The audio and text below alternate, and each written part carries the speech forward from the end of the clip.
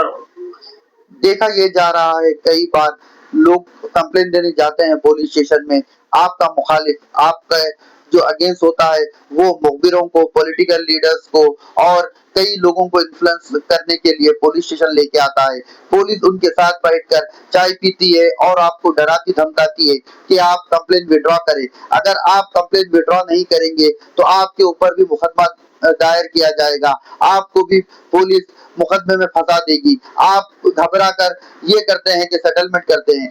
Police को settlement कराने का कोई इख्तियार नहीं, पुलिस का काम है इन्वेस्टिगेशन करना। अगर आपके साथ ऐसा कुछ मामला पेश आया तो देखते हैं हम क्या कर सकते हैं।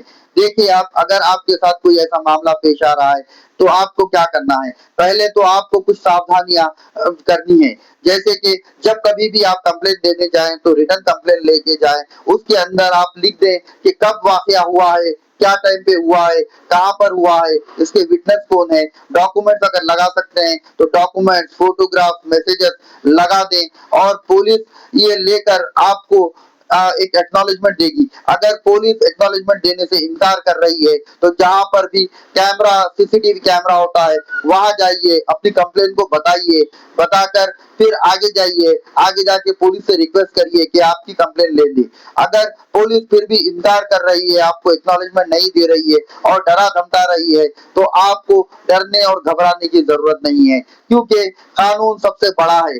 आपको कानून जानना चाहिए।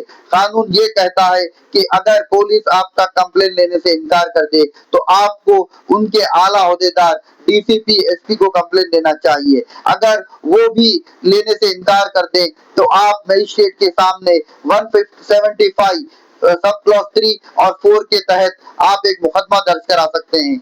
और पुलिस की कंप्लेन अथॉरिटी भी होती है जिसमें डीजीपी होते हैं, वो हमारे तेलंगाना में अंबेडकर भवन में है, वहां पर भी आप अपनी कंप्लेंट भेज सकते हैं। और अगर पुलिस आपसे कुछ पैसे वगैरह मांगे सेटलमेंट के लिए, केस ना बुक करने के लिए, तो आप डरे घबराए नहीं, आप सीधा इसकी एंटी करप्शन ब्यूरो को इत्तला दे। एंटी करप्शन ब्यूरो इसका मामला देख लेगा, कैसे उनको पकड़ना है, क्या करना है, ये सब सारी चीजें एंटी करप्शन ब्यूरो देख लेगा। आपको डरने और घबराने की जरूरत नहीं। अगर आपके ऊपर झूठा मुकदमा हुआ तो भी आपको डरने की जरूरत नहीं। ये झूठे मुकदमे को आप हाई कोर्ट से क्वैश करा सकते हैं, खत्म करा सकते हैं। अगर पुलिस मान लीजिए कोई बड़े मुकदमे को छोटा मुकदमा दर्ज करती है, जैसे देखा गया है 307 मर्डर को 323, 324 में बुक करती है, जिससे जो मुजरिम होते हैं वो पुलिस स्टेशन से ही छूट जाते हैं। अगर आपके साथ कोई ऐसा मामला पेश आया तो आप प्रोटेस्ट पिटीशन के जरिए मजिस्ट्रेट के सामने पहुंचकर भी अपना मुकदमा दर्ज करा सकते हैं।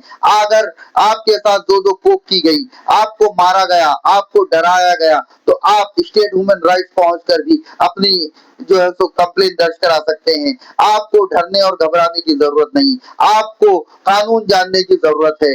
आप कभी ना घबराएं, अपनी कंप्लेंट सही जगह पर दें और रिटर्न में देने की कोशिश करें, ताकि पुलिस अपना काम करते रहे। अगर पुलिस के कोई करप्ट ओहदेदार ऐसे कोई आपको सता रहे हैं तो आपको डरने घबराने की जरूरत नहीं। लीगल आप एक्शन ले सकते हैं, आप उनके सीनियर ओहदेदारों तक पहुंचिए, आप डीजीपी को पुलिस कंप्लेन अथॉरिटी के जरिए पहुंचिए। स्टेट ह्यूमन राइट्स आपके साथ है।